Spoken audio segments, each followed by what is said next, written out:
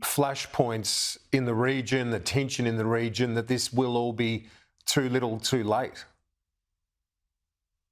Well, if you accept the government's rhetoric, and I think there's a lot of reasons to challenge it, but if you accept the government's rhetoric, you accept what's happened, the statements in the Defence Strategic Review, they say there's a 5-year window to get Australia's Defence Force up and running. This Surface Fleet Review talks about having something done by the mid to late 2040s. Now, you can't say both things at the same time and be credible. And in the meantime, what has Labor done? Spent 2 years failing to cancel a $45 billion disaster, which is the Hunter Frigates project.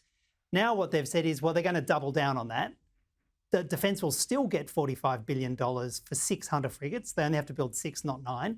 And still nobody can identify what the purpose of those Hunter frigates will be. Hugely expensive, very large, not fit for purpose, but somehow we're spending $45 billion on them. And that has not been explained by Defence Minister Marles.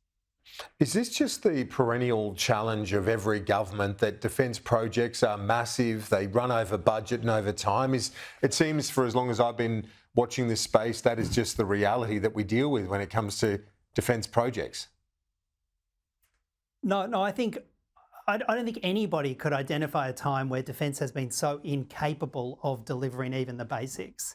Because let's not forget, the Hunter Frigates project never even had a competitive tender process. It was always just a sweetheart deal with the UK manufacturer for a boat that hadn't even been properly designed, let alone tested.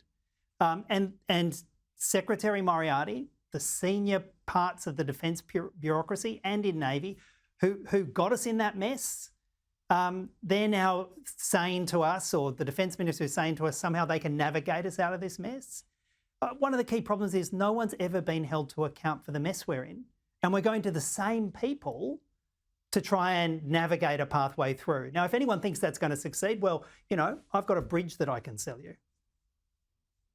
Do you, just finally, when you look at the arrival of the group of asylum seekers evading any detection, reaching Australian mainland, are you worried then about our ability to protect our borders if that can happen despite the many millions, the hundreds of millions that goes into Operation Sovereign Borders, and they were unable to pick up this boat? Well, again, you have a look at what the political statements are, what the rhetoric and what the resources are and what the reality is. But I think we should also be clear, this is a tiny handful of people who have been identified and pose no meaningful risk to Australia. And yet it becomes this national disaster case.